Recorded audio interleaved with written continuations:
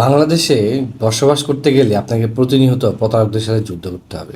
কেমন? দেখেন, আমি আপনাকে একটা জিনিস দেখাই। সবাই ব্যস্ত ফুটবল নিয়ে আর প্রতারক ব্যস্ত প্রতারণা নিয়ে। কালকে হ্যাঁ, রাতের একদম রাতের দিকে দেখেন, এই যে আমার কাছে মেসেজ আসছে। হ্যাঁ, আমি মেসেজটা আপনাকে পরে দেখাই, শুনি। প্লিজ ভিজিট ব্র্যাকব্যাংক.com to access half yearly account statement and certificate. After OTP, use account number to open PDF. For detail, call 16221। এই নাম্বার থেকে, যে লিটারালি এই নাম্বার থেকে, এই নাম্বারটা দেখেন, এই নাম্বার থেকে, বাংলাদেশি নাম্বার, একটা বাংলাদেশি নাম্বার থেকে ব্যাংক প্রতারণা করতেছে।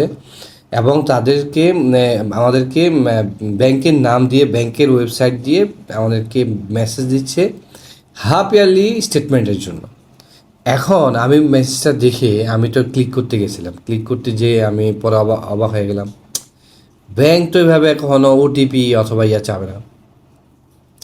সো আমি আর এটা ক্লিক করিনি। এখন আমি যদি ভুলক্রমে ক্লিক করে ফেলতাম, অথবা যারা জানে না, ইংলিশ বুঝে না, অথবা তারা যেমন আপনার সিনিয়র সিটিজেন, যারা মুরব্বী, অথবা যারা গ্রামে থাকে, যাদের রেমিডেন্স আসে, হ্যাঁ, তার যে মহিলারা বিদেশ থেকে বিলিয়ন বিলিয়ন ডলার বাংলাদেশে আসে। তো আমার কথা হইল, একটা দেশে এটা কীভাবে হইতে পারে? বাংলাদেশি নাম্বার ইউজ করে তারা প্রতারণা করতেছে, অথবা ব্যাংক কোনো স্টেপ নিচ্ছে না, প্রশাসন কোনো স্টেপ নিচ্ছে না। এভাবে আমি তো যে কোনো সময় লুটের, মানে আমি যেখানে এই লিঙ্কে ক্লিক করি, আমার অ্যাকাউন্ট পুরো গায়েব হয়ে যাবে, নিঃস্ব হয়ে যাব আমি।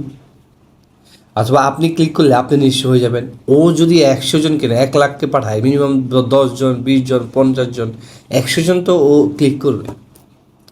তো 100 জন ক্লিক করার সাথে তো সে নিঃস্ব হয়ে যাবে, শেষ হয়ে যাবে, কিচ্ছু থাকবে না। সো আপনারা যারা এই মোবাইলে অ্যাপস ইউজ করেন, বিশেষ করে তারা সাবধান।